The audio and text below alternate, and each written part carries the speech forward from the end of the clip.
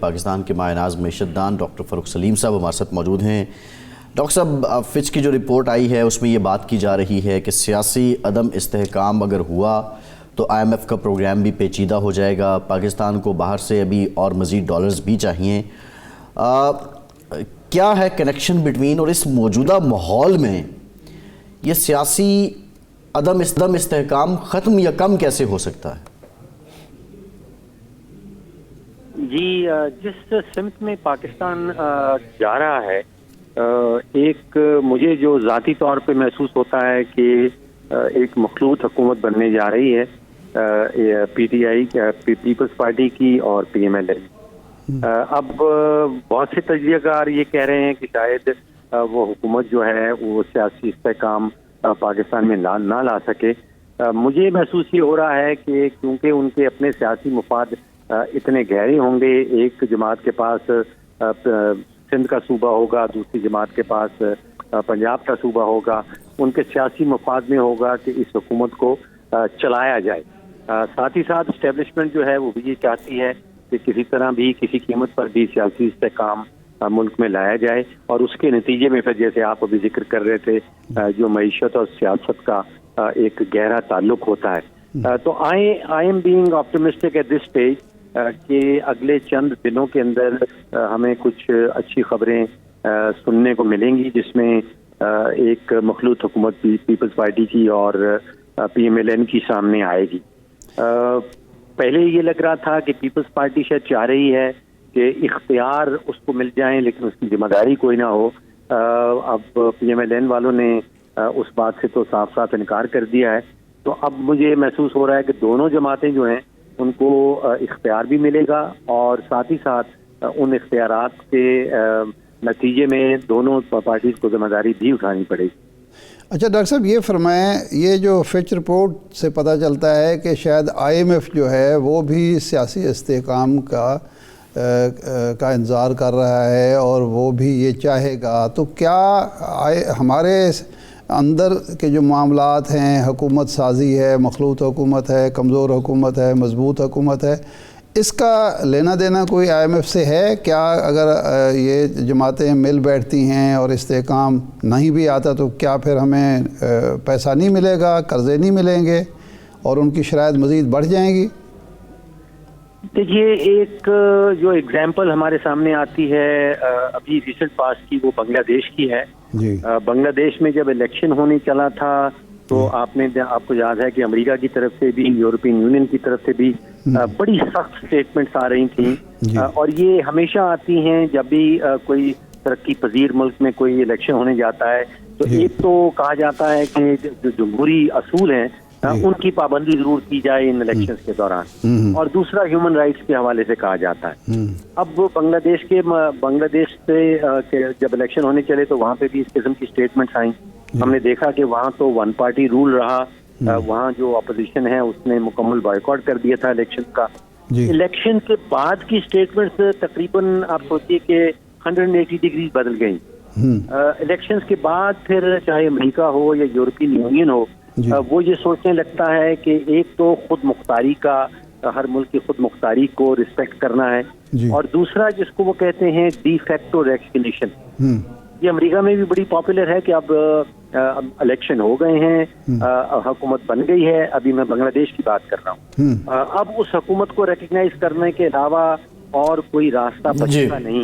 ٹھیک ہے، تو اگر وہی سچویشن پاکستان کے اوپر لاگو کی جائے تو میں سمجھتا ہوں کہ جب حکومت بن جائے گی تو پھر جو بیرونی طاقتیں ہیں وہ ڈی فیکٹو ریکگنیشن پہ آ جائیں گی کہ حقیقتاً ایک حکومت بن گئی ہے اور اس حقیقت کو تسلیم کرنا ہوگا۔ نہیں، میرا مطلب ہے کہ یہ جو بعض حلقے کہہ رہے ہیں یا فچ رپورٹ سے تاثر ملتا ہے کہ پھر شرائط کوئی سخت نہیں ہوگی آئی ایم ایف کی، ہمیں پچھلی سابقہ شرائط پر ہی قرضہ ملے گا، نیا پروگرام ملے گا۔ دیکھیے، نیا پروگرام جو ہم لینے چلے ہیں یا کوشش کریں گے وہ پہلے والے پروگرام سے کہیں بڑا ہوگا۔ اگلے کوئی 10 مہینوں کی جو پاکستان کی پیمنٹس ہیں وہ کوئی 21-22 ارب ڈالر کی پیمنٹس ہیں۔ جی، تو یہ توقع رکھنا کہ کنڈیشنلٹیز جو ہیں، شرائط جو ہیں وہ آسان ہو جائیں، میں سمجھتا ہوں کہ یہ توقع بالکل نہیں رکھنی چاہیے۔ کنڈیشنلٹیز پہلے سے زیادہ سخت ہوں گی، اور حکومت کو جو ہے وہ ان پہ عمل بھی کرنا پڑے گا. جی اچھا ڈاکٹر صاحب، آپ کہہ رہے ہیں کہ مسلم لیگ نون اور پیپلز پارٹی کی حکومت اگر بنتی ہے تو یہ استحکام آ جائے گا، لیکن سوال یہ ہے کہ جب شرائط سخت ہوں گی تو اس کا برڈن عوام پہ پڑنا ہے اور عوام کا سینٹیمنٹ اور زیادہ خراب ہونا ہے حکومت کے خلاف. دوسرا یہ بھی ہے کہ اب دھاندلی کا شور ہے، دھاندلی سے متعلق بات ہو رہی ہے، پی ٹی آئی اس پہ احتجاج بھی کر رہی ہے. پارلیمنٹ میں 2 جماعتیں تو مل گئیں، لیکن تیسری جماعت باہر پارلیمنٹ کے اگر احتجاج کرتی ہے، دھرنے دیتی ہے، تو پھر اس کے اثرات معیشت پہ کیا ہونے ہیں؟ کیا ہم آگے کو جائیں گے یا ہم پھر پیچھے کو جا رہے ہوں گے؟ اور کیا یہ بہتر نہیں ہے کہ ملکی معیشت کی خاطر، ملکی وقار کی خاطر یہ دھاندلی کا شور ختم کر کے اب آگے بڑھا جائے؟ دیکھیے حقیقتاً تو یہ ہو رہا ہے کہ پی ٹی آئی نے اپنا ایک امیدوار وزارت عظمیٰ کے لیے بھی نامزد کر دیا ہے عمر ایوب صاحب کو، جس کا مطلب یہ ہے کہ وہ الیکشن کے رزلٹ ایکسیپٹ کر رہے ہیں. جی ان کی طرف سے یہ بھی کہا گیا ہے کہ وہ اپوزیشن میں بیٹھیں گے، جس کا مطلب دوبارہ سے یہی نکلتا ہے کہ وہ الیکشن کے ریزلٹس جو ہیں ان کو ایکسیپٹ کر رہے ہیں. جی. دیکھیے دھاندلی کا جو شور ہے، جو خبر ہے، اس کی اپنی میں سمجھتا ہوں کہ ایک شیلف لائف ہے. جب تک ایک کوئی اس سے بڑی خبر نہیں مل جائے گی، جب تک حکومت سازی نہیں شروع ہو جائے گی، اس وقت تک تو شاید میڈیا کے پاس کوئی اور خبر نہ ہو بیچنے کے لیے. لیکن اس کے بعد آپ دیکھیے گا کہ کچھ ہی دنوں میں جب حکومت سازی شروع ہو جائے گی، جب وزراء کے نام آنا شروع ہو جائیں گے، جب اسپیکر اور ڈپٹی اسپیکر کے الیکشن شروع ہو جائیں گے، وزیر اعظم کے الیکشن شروع ہو جائیں گے، تو یہ دھاندلی والی جو خبر ہے اس کی شیلف لائف ختم ہو جائے گی. صحیح ہے. ڈاکٹر صاحب یہ بتائیے گا کہ اس وقت جو پاکستان جہاں جس جگہ موجود ہے معاشی اعتبار سے، آپ نے بتایا کہ 21-22 ارب ڈالر ہمیں مزید کرنے ہیں جو ہم نے ادا کرنا ہے. پاکستان جو مزید اس کو کتنے سرمایہ چاہیے ہوگا کہ کم از کم جو زندگی بحال ہو سکے؟ شرح سود ابھی 22% ہے، آپ کے سامنے سارے معاملات ہیں، بجلی کی قیمتیں، گیس کی قیمتیں. کاروبار چلانے کے لیے آنے والی حکومت کو فوراً کیا کرنا پڑے گا، اور کب تک یہ ڈیپینڈنس رہے گی آئی ایم ایف کی یہ شرائط مانتے جائیں اور بوجھ بڑھاتے جائیں؟